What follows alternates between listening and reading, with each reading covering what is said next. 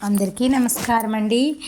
శివపూరి పెళ్ళి పనులు అయితే ప్రారంభించేస్తారు. శారద అందరినీ అయితే పిలిచి రోకులకైతే పసుపు కుంకుమ రాస్తూ ఉంటుంది. పూలు అంతా అలంకారం చేస్తూ ఉంటారు.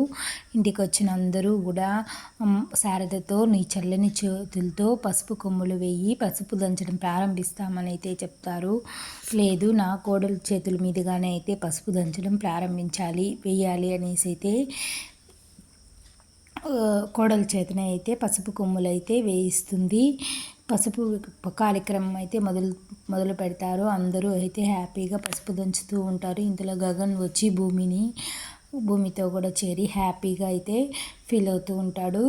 గగన్ కూడా హ్యాపీగా అయితే భూమితో పసుపు కొమ్ములను దంచుతూ ఉంటారు. అందరూ హ్యాపీగా పసుపు కొమ్ములు దంచుతూ ఉంటారు. పెళ్లి పనులు అయితే ప్రారంభమవుతాయి.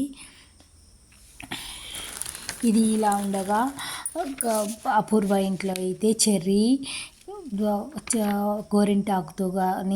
గోరింటాకుతో అపూర్వ కూతురుతో అయితే ఒక ఆట ఆడుకుంటూ ఉంటారు. వాళ్ళు ఏదో కుట్ర పన్నారో ఆ కుట్రని చెడగొట్టాలని వాళ్ళకి ఎదురుగా పోయి వాళ్ళని భయపెడుతూ ఉంటాడు.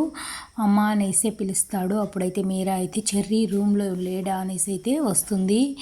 అప్పుడు మళ్ళీ వాళ్ళు చెర్రీని గదిలో పెట్టి తాళం వేసుకుని బయటకు వస్తారు. చెర్రీ అయితే ఆత్మరూపంలో మళ్ళీ బయటకైతే వచ్చి వాళ్ళు చేసే అక్రమాలని ఆపాలని చూస్తాడు. తర్వాత వీడియోలో ఏం జరుగుతుందో మనం ఇంకో ఎపిసోడ్లో అయితే తెలుసుకుంటాము. ఇప్పుడైతే చెర్రీ ఆత్మరూపంలో అయితే గోరింటాకుని అపూర్వ కూతుర్ని అయితే ఒక ఆట ఆడుకుంటూ ఉన్నాడు. ఇది చాలా ఇంట్రెస్టింగ్ అయిన స్టోరీ. చెర్రీ అయితే వాళ్ళు ఎన్ని చేస్తున్నారో అన్నిటికీ తిరుగుబడి అన్నిటికీ రెట్టింపుగా అయితే వాళ్ళ మీద పగైతే తీర్చుకుంటుంటాడు. ఈ వీడియో నచ్చితే లైక్ చేయండి, సబ్స్క్రైబ్ చేసుకోండి.